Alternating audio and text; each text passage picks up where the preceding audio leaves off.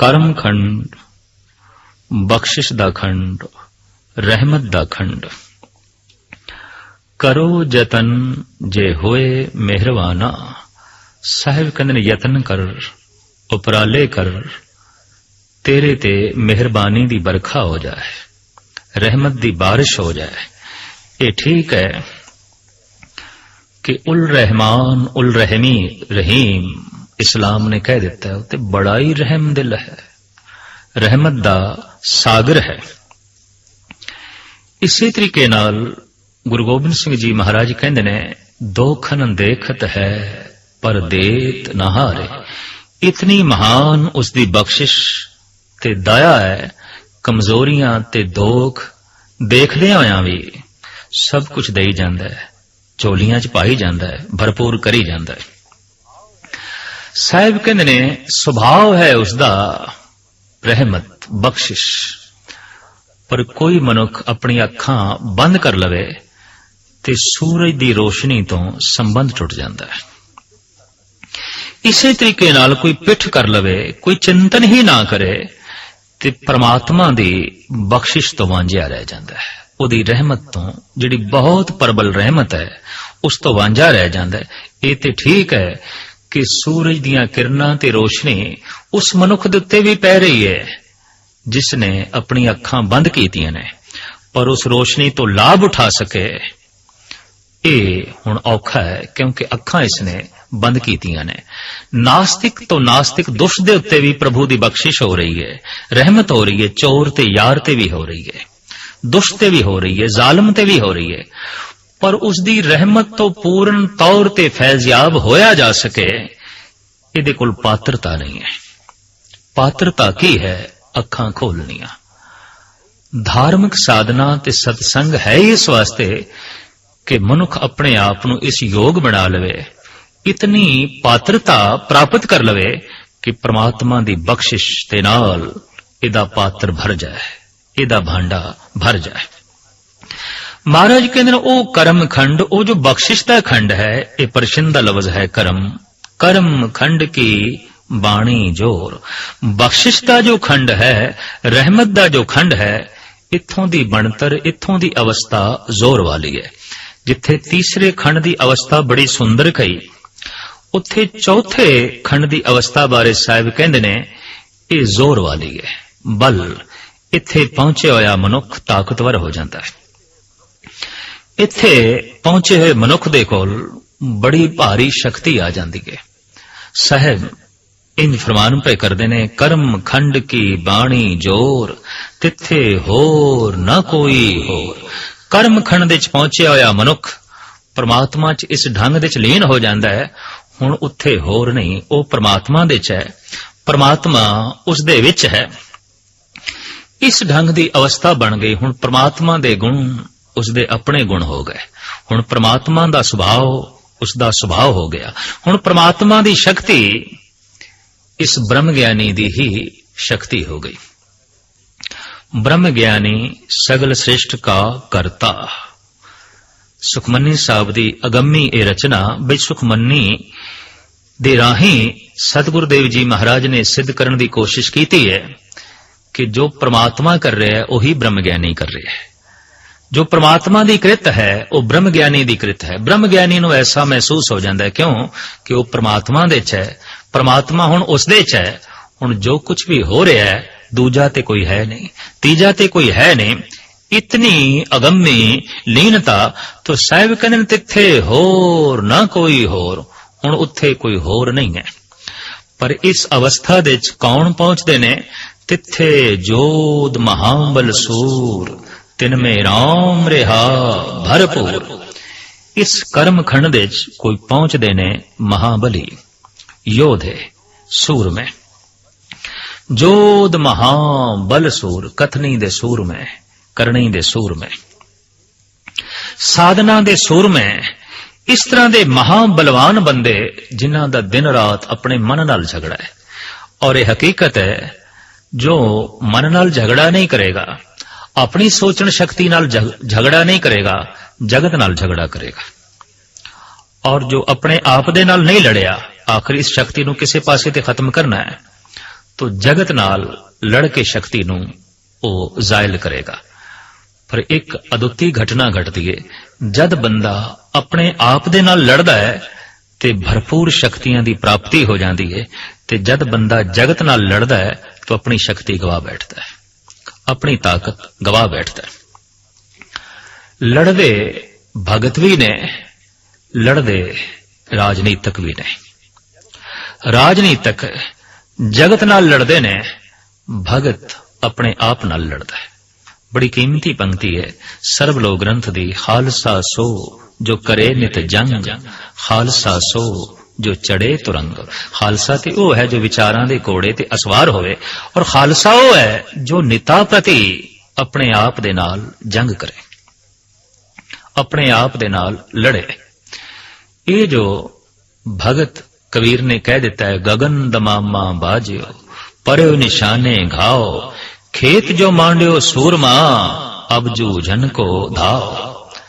मनुखा जन्म तैनू मिलिया है जूझण लई, लड़न लई, झगड़न लई, और नहीं लड़ेगा, नहीं झगड़ेगा, हार जाएगा, रह जाएगा, पिछे रह जाएगा।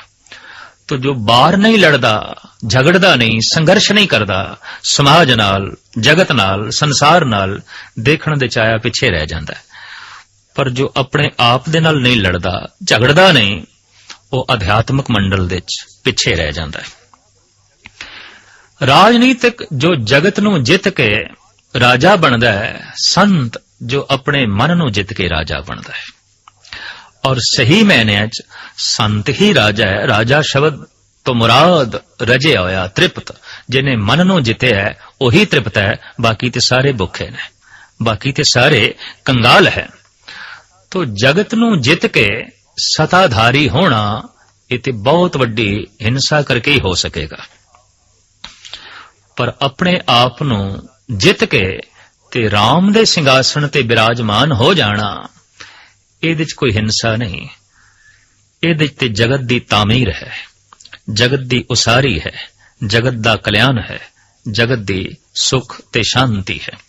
पर हकीकत है कि अपने आप नूं जितना इतना कठिन है कि सारी दुनिया नूं जितण वाला मनुख अपने आप दे हत्थों हार जाता है।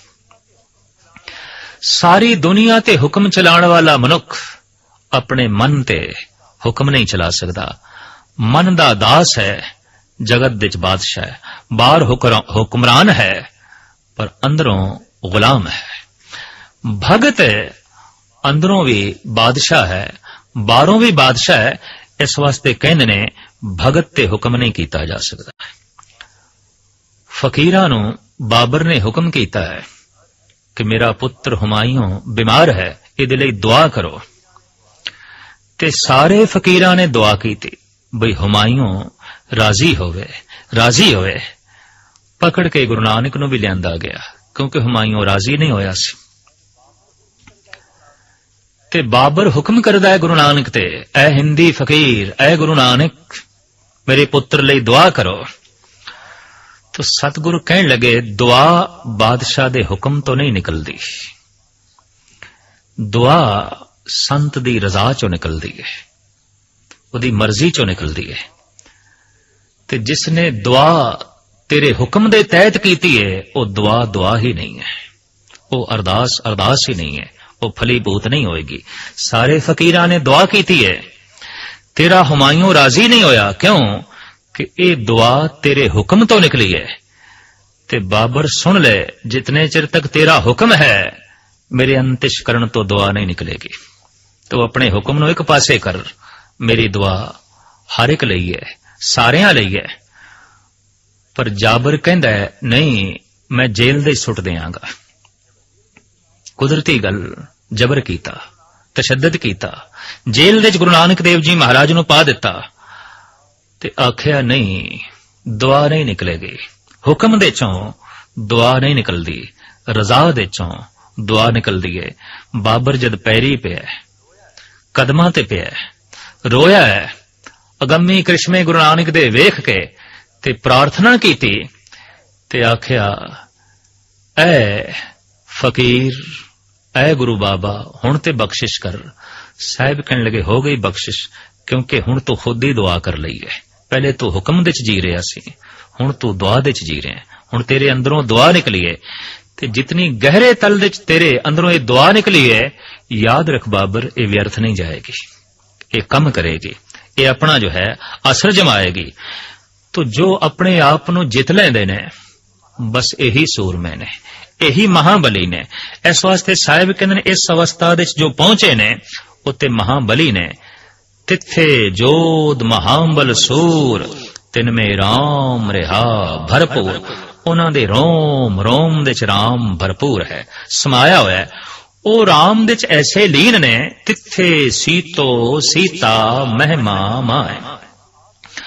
उन्होंने अपने आप नूं परमात्मा दे च इस ढंग नाल ओत प्रोत कीता है, भाव सी लिया है। महाराज कहते कि उन्हां दे रूप हुण बयान ही नहीं कीते जा सकते, एक मिक हो गए ने, तांके रूप ना कथने जाए। परमात्मा दे च ऐसे ओत प्रोत होए ने, परमात्मा दे नाल उन्होंने अपने आप नूं ऐसा सी लिया है, एक मिग कर लिया है। जितना हुण परमात्मा सुंदर है उतने ही सुंदर हो गए ने, हुण जितना परमात्मा महान है वो उतने ही महान हो गए ने। लिहाजा हुण इन्हां दी महिमा और इन्हां दे रूप बयान तो परे हो गए ने। साहिब कहते ना ओए मरे ना ठाके जाए। इस तरह दे जिहड़े जोधे महाबली ते सूरमे ने कतई मरदे नहीं। शरीर ते मरण धर्म है, लेकिन वो अमर तत्व नूं प्राप्त हो गए, हुण मुड़ के नहीं मरनगे। इत्थों मुराद ये है हुण नहीं मरनगे। भाव आम जगत जमदा है मरदा है, जमदा है मरदा है, जम जम मरे मरे फिर जमे, बहुत सजाए पया देस लम्मे। ये हुण नहीं मरनगे, क्यों कि इन्हां नूं परम जिंदगी दी प्राप्ति हो गई है। नानक बद्धा घर तहां, जिथे मिरते ना जन्म जरा। हुण इन्हां दी मौत नहीं होवेगी, इन्हां नूं अध्यात्मिक जिंदगी दी प्राप्ति हो गई है। महाराज कहंदे ने इस तरह दे जिहड़े पुरुष ने, ये विकारां दे हत्थों हुण मन दे हत्थों ठगाए नहीं जांदे। देखण दे च आया सारी दुनिया नूं ठगण वाला बंदा अपने मन दे हत्थों ठगा जांदा है। सारी दुनिया नूं ठगण वाला मनुख अपने आप तो ठगा जाता है। और ये कितनी वड्डी अनगहली है। साहिब कहंदे ने इस अवस्था दे पहुंचे हुए मनुख ठगांदे नहीं। इन्हां नूं क्रोध नहीं ठग सकदा, इन्हां नूं लोभ नहीं ठग सकदा, इन्हां नूं तृष्णा नहीं ठग सकदी, इन्हां नूं मोह नहीं ठग सकदा, इन्हां नूं अहंकार ते काम नहीं ठग सकदा, इन्हां नूं झूठ ते निंदा ठग नहीं सकदी। जदकि आम बंदा कदम कदम ते ठगा जांदा है, भगत कदम कदम ते इन्हां नूं ही ठग लैंदा है। ये गल वखरी है कि भगत जगत दे ठगा जाए, लेकिन भगत विकारां तो कदी अपने आप नूं नहीं ठगांदा। और वो लोभ दे उत्ते उसदी फतेह हुंदी है, हंकार दे उत्ते उसदी फतेह हुंदी है। वो इन्हां नूं ठग लैंदा है, ये विकार भगत नूं नहीं ठग सकदे। तो साहिब कहंदे ना ओए मरे ना ठाके जाए, जिनके राम वसे मन माए। जिन्हां दे मन दे च राम वसदा है, ना वो कदी मरदे ने ते ना ही कदी जो है ठगाए जांदे ने। तिथे भगत वसे के लोए। इस अवस्था दे च कई लोकां दे भगत वसदे ने। भाव कर्म खंड दे च ये नहीं कि सिर्फ एक तबके, एक मजहब या एक शहर या एक प्रांत या एक मुल्क दे बंदे पहुंचते ने। नहीं, साहिब कहंदे ने इस अवस्था दे विच कई लोकां दे भगत पहुंचते ने। गुलाब दा बूटा जे हिंदुस्तान दे च लाइए ते गुलाब देंदा है, पर जे ओ ईरान दे च भी ला दईए ते अक दे फुल नहीं उगदे, उत्थे भी गुलाब दा ही फुल हुंदा है। उसे बूटे नूं किसी यूरोप दे देश दे च ला दईए ते उहदे च कड़तुंबा नहीं पैदा होवेगा, उहदे चों भी गुलाब दा फुल पैदा होवेगा। तो साहिब कहंदे ने जिस धरती दे च, जिस मुल्क दे च, जिस कौम दे च जिथे भी कोई परमात्मा दा नाम लैंदा है, वो गुलाब दी तरह खिड़ उठदा है। इस वास्ते भगत अनेकां प्रांतां दे हुंदे ने, कई देशां दे हुंदे ने और कई लोकां दे हुंदे ने। साहिब कहंदे ने इस कर्म खंड दे च कई पुरियां दे कई लोकां दे भगत ने। तिथे भगत वसे के लोए। अगर इस अवस्था दे च वेखना होवे समुचे जगत नूं ते हर देश दे अनेकां भगत आवणगे। हर देश ने अनेकां ब्रह्म ज्ञानी, खुदा तरस और खुदा शनास फकीर पैदा कीते ने। हर देश ने संत ते भगत पैदा कीते ने। अगर एक मुल्क इस ढंग का दावा करे साडे देश दे विच संत पैदा होए ने, भगत पैदा होए ने, तां इसदा यह मतलब नहीं किसी होर देश विच कोई संत पैदा ही नहीं होया, भगत पैदा ही नहीं होया। हर देश दे विच, हर युग दे विच भगत पैदा होंदे ने, हर युग युग भगत उपाया, पैज रखदा आया राम राजे। अगर कोई ये भी आखे कि सतयुग दे विच भगत होए ने, हुण नहीं, साहब कहंदे नहीं, हर युग दे विच भगत होंदे ने, हर समय दे विच भगत होंदे ने। जैसे हर समय दे सूरज होया, चंद्रमा होया, हर समय दे विच फुल खिड़दे ने। जे अज तो हजारां साल पहले फुल खिड़दे सन तां हुण भी फुल खिड़दे ने। ये ठीक है कि अज तो हजारां साल पहले भी कंडे सन, अज भी कंडे ने। तो भगत जे अज तो हजारां साल पहले सन तां हुण भी ने, ते जे शैतान अज तो हजारां साल पहले सन तां हुण भी ने। हरनाकश पहले भी सी, हुण भी है। प्रहलाद पहले भी सन, हुण भी है। राम पहले भी सी, हुण भी है।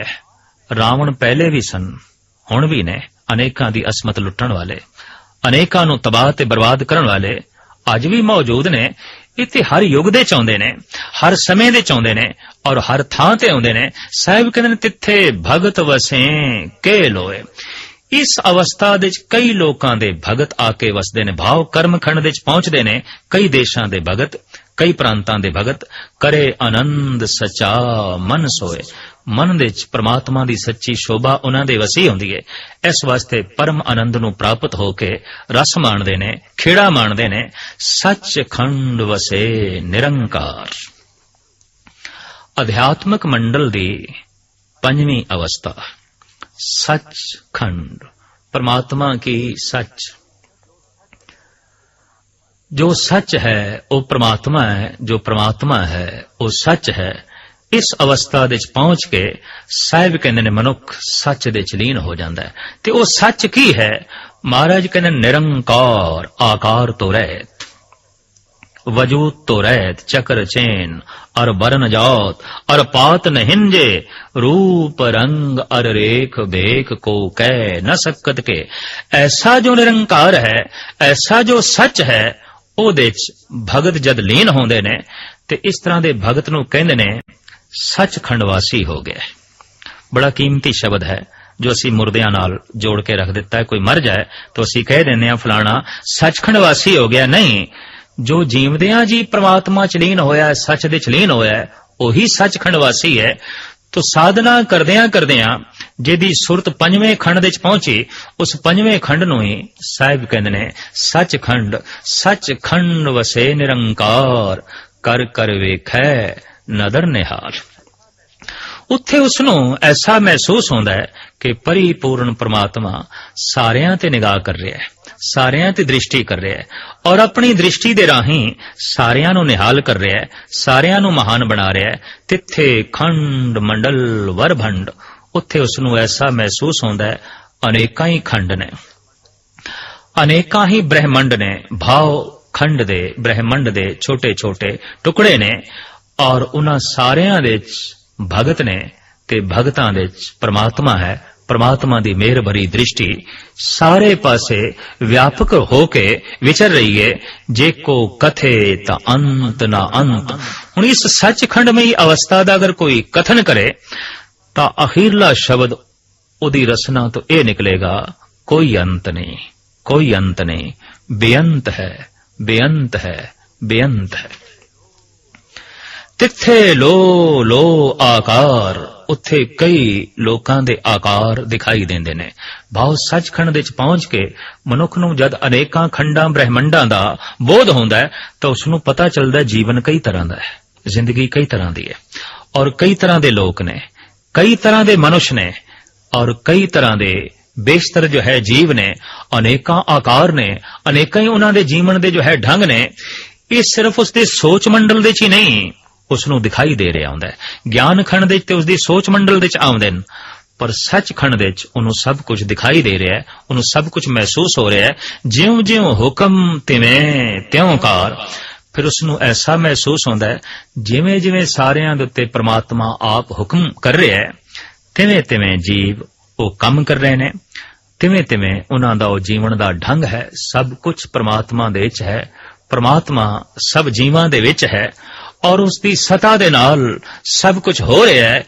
ਇਸ ਤਰ੍ਹਾਂ ਦਾ ਸੱਚਖੰਡ ਦੇ ਵਿੱਚ ਪਹੁੰਚੇ ਹੋਏ ਮਹਾਤਮਾ ਨੂੰ ਬੋਧ ਹੁੰਦਾ ਹੈ, ਉਹਨੂੰ ਮਹਿਸੂਸ ਹੁੰਦਾ ਹੈ।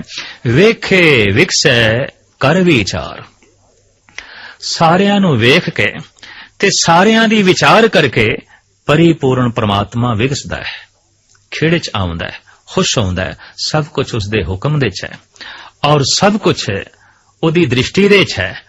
ਤੇ ਜੈਸੇ ਆਪਣੀ ਦ੍ਰਿਸ਼ਟੀ ਦੇ 'ਚ ਸਭ ਕੁਝ ਵੇਖਦਾ ਹੈ, ਸਾਹਿਬ ਕਹਿੰਦੇ ਨੇ ਉਹ ਵਿਕਸਦਾ ਹੈ, ਉਹ ਖੇੜੇ 'ਚ ਆਉਂਦਾ ਹੈ, ਕਿਉਂਕਿ ਖੇੜਾ ਉਸਦਾ ਸੁਭਾਅ ਹੈ, ਵਿਗਾਸ ਉਸਦੀ ਜ਼ਿੰਦਗੀ ਹੈ। ਹੁਣ ਇਸ ਸਭ ਕੁਝ ਦਾ ਵਰਣਨ ਕਰਨਾ ਇੰਜ ਹੈ, ਨਾਨਕ ਕਥਨਾ ਕਰੜਾ ਸਾਰ। ਇਸ ਨੂੰ ਕਥਨ ਕਰਨਾ ਐਸਾ ਹੈ ਜੈਸੇ ਲੋਹਾ ਚਬਾਣਾ ਹੋਵੇ। ਤਾਂ ਹੁਣ ਕੌਣ ਇਹਨਾਂ ਦੰਦਾਂ ਦੇ ਨਾਲ ਲੋਹਾ ਚਬਾਵੇ? ਨਾਨਕ ਕਥਨਾ ਕਰੜਾ। ਇਹ ਕਥਨ ਕਰਨਾ ਅਤਿਅੰਤ ਕਰੜਾ ਹੈ, ਅਤਿਅੰਤ ਸਖਤ ਹੈ। ਕਿੰਨਾ ਕੁ ਸਖਤ ਹੈ? ਸਾਰ, ਜਿੰਨਾ ਕਿ ਲੋਹਾ ਸਖਤ ਹੈ। ਤੋ ਜਿਵੇਂ ਲੋਹੇ ਨੂੰ ਮੂੰਹ ਦੇ 'ਚ ਪਾਣਾ ਤੇ ਚਬਾਣਾ ਕਠਨ ਹੈ, ਬਹੁਤ ਕਠਨ ਹੈ, ਇਸ ਤਰ੍ਹਾਂ ਦੀ ਇਸ ਕਰੜੀ ਅਵਸਥਾ ਨੂੰ, ਇਸ ਕਰੜੀ ਗੱਲ ਨੂੰ, ਇਸ ਮਹਾਨ ਗੱਲ ਨੂੰ ਬਿਆਨ ਕਰਨਾ ਆਪਣੀ ਜ਼ਬਾਨ ਦੇ ਰਾਹੀਂ ਕਠਨ ਹੈ, ਕਠਨ ਹੈ। ਜਦ ਵੀ ਕੋਈ ਸੱਚਖੰਡ ਦੇ ਵਿੱਚ ਪਹੁੰਚਿਆ ਹੈ, ਉਹਨੇ ਇਹੀ ਕਹਿ ਦਿੱਤਾ ਹੈ ਕਿ ਕਹੋ ਕਬੀਰ ਗੂੰਗੇ ਗੁੜ ਖਾਇਆ, पूछे तो क्या कहिए, बिसम बिसम बिस्मे ही भई है, लाल गुलाल रंगारे, कहो नानक संतन रस आई है, ज्यों चाख गूंगा मुस्कारे। भाई साहब, भाई नंदलाल कहने मगो अजहाले लैली, बादले शौरी दा ऐ गोया। नंदलाल दे पागल दिल नूं लैला दा किस्सा ना सुनाओ, संसार दा किस्सा ना सुनाओ कि शराए किस्सा है मजनू, मरा दीवाना में साजद। मैं ते मजनू दा किस्सा ही सुन के, मैं ते परमात्मा दा किस्सा ही सुन के पागल हो गया। हुण मेरे मन विच होर कोई ताब नहीं रही कि तू लैला दी दास्तां सुनावे। मैं ते मजनू दी गल सुन के ही जुड़ गया, मैं ते रब दी गल सुन के ही रब नाल जुड़ गया। हुण संसार दी गल सुनन दी मेरे विच ताब नहीं रही, हुण मेरे विच हिम्मत नहीं रही। मगो अजहाले लैली, बादले शौरी दा ऐ गोया, कि शराए किस्सा है मजनू मरा दीवाना में साजद। इस दीवानगी विच उस दीवानमई अवस्था नूं, उस पागलमई अवस्था नूं, उस समाधि लीन अवस्था नूं बयान करना इंज है।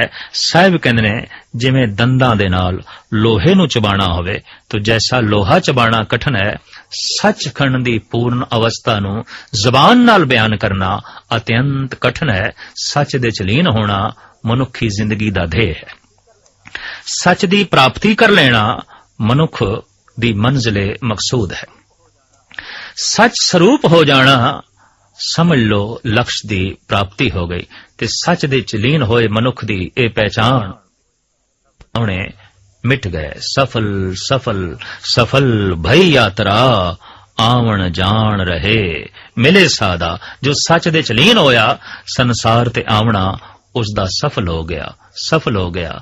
जीवन यात्रा सफल हो गई, क्योंकि सच दे च लीन हो गया, सच दी प्राप्ति हो गई। सच आनंद है, सच व्यापक है, सच समान है, सच त्रिगुण अतीत है और सच सर्व शक्तिमान है। सच दे विच सचियार ही लीन हो सकता है, ते सचियार ही करतार दा रूप हुंदा है, निरंकार दा रूप हुंदा है। तो पहली पौड़ी दे अंदर गुरु बाबे ने मनुख दी इस मूल समस्या दा जिक्र कीता है कि वो सचियारा होइए कि वो कूड़ है टुटे पाल। किवें झूठ दी कंध टुटे ते किवें सचियार होया मनुख सच दे च लीन होके निरंकार दा रूप होवे, सचियार दा रूप होवे, आनंद दा सोमा बने। तो बाकी दियां पौड़ियां दे सहजे सहजे मनुख दी सुरत नूं उच्चा करके उत्थे लै जाया गया, जिसनू आख्या गया है सच खंड वसे निरंकार, कर कर वेखे नदर निहाल।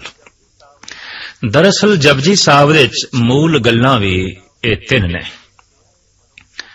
कि किवें मनुख सचियार होवे, ते सचियार होण दी मूल साधना की है, ते साधना तो बाद उपलब्धि की है। तो जप ते सच दा ही करना है। आद सच जुगाद सच है भी सच नानक होसी भी सच। सचियार होण लई ते सच दे च लीन होण लई जप रसना नाल करना है। एक दू जीबो लख होवे लखवीस, लख लख गेड़ा आखिए एक नाम जगदीश। जो जगदीश दा एक नाम इस तरह रसना नाल उचारण करदा जांदा है, जपदा जांदा है, जपदा जांदा है, सहजे सहजे सुरत एक दिन उस ठिकाने ते पहुंचदी है जिन्हों कहंदे ने सचखंड, ते जिहदे च पहुंच के ही परम आनंद दी उपलब्धि हो जाती है।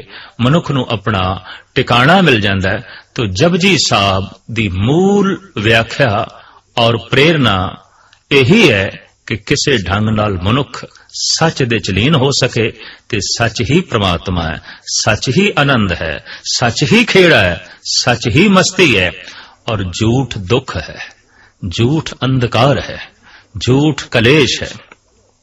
झूठ एक व्यापक कलह है। जितना झूठा मनुख होवेगा उतना कलेश दे च होवेगा, और जितनी मात्रा दे च उसदे कोल सच होवेगा उतनी मात्रा दे च उसदे कोल सुख होवेगा। अगर वो पूर्ण तौर ते सचियार हो गया तो फिर पूर्ण आनंद उसदे अंतःकरण दे च विराजमान होके वो पूर्ण दा रूप ही हो जाएगा, निरंकार दा रूप ही हो जाएगा। लिहाजा सचखंड वसे निरंकार, सचखंड में अवस्था दे च ओदे रोम रोम दे अंदर निरंकार वसदा है। वो निरंकार दे च है, निरंकार उस दे विच है, और इस तरह की आनंदमयी अवस्था नूं माण के उन्हों महसूस होंदा है कि उस सच दे विच ही सब कुछ है। अनंत दुनिया है, बहुत वड्डा पसारा है।